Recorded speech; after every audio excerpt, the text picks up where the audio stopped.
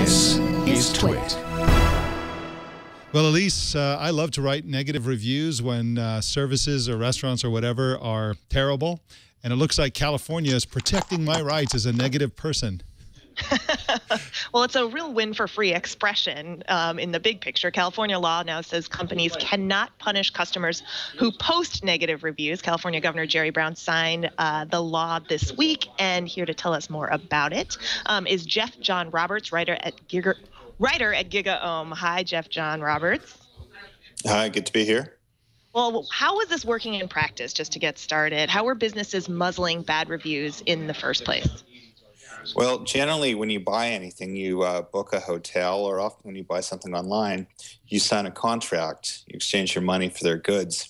And what businesses have started to do, they're so afraid of online criticism, is slip in something deep into that contract that say, if you say anything bad about them online, then they have a right to fine you, or that you have to pay them or compensate them for the harm you cause.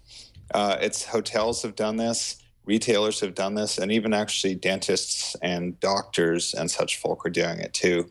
So it's been going on for a while, but more and more people are doing it. Is it possible for them to then do it without a contract? I mean, this is all about fining them if they use a contract to do it. Exactly. So without a contract, I mean, you can still, sue someone for libel. If you're going online and saying things that are blatantly untrue, you can get in trouble. But if you want to say their service sucks, or Tech News Today is the worst show on the internet, nobody would say that. No one would ever say that. But like, if that's just opinion. But if I said something libelous, yes, you could go after me. But generally, for most businesses, without the contract, they can't really do anything to you. But that's why they're trying to use these contracts, and why California just moved in to get rid of them. Now, this is a kind of interesting thing, because whenever we talk about California, it's such a gigantic state. It's such an economic powerhouse. I think if it were a country, it'd be the 8th richest country in the world now, I think is the current statistic. Will this influence similar legislation or similar rules throughout the country and throughout the world, or is this something that's just going to be for California companies only? Yeah, that's a good point, Mike.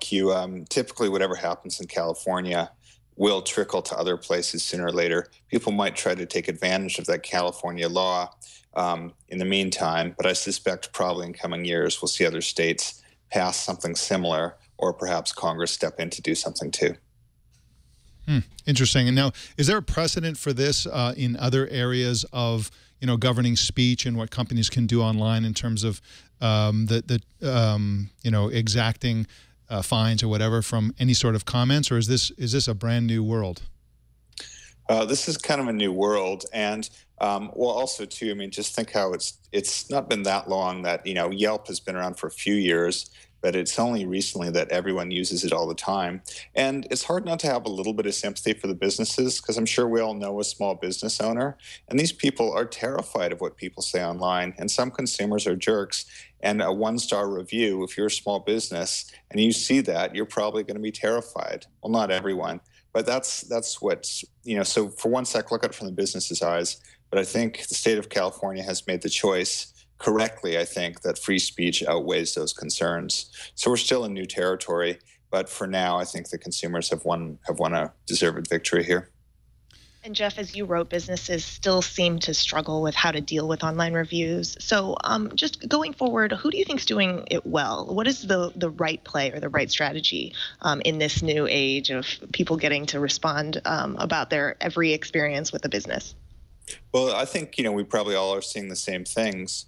We all turn to them more and more. But the ones who are doing it well, it's big companies, but also small ones. I've seen, like in my local gym, I was looking to sign up for it. Some people wrote something negative, but I saw the business owner step right in and politely rebut them. And I think that's the best thing to do too. And I think that's more and more businesses are realizing that's now part of their job, is to manage their social media stream.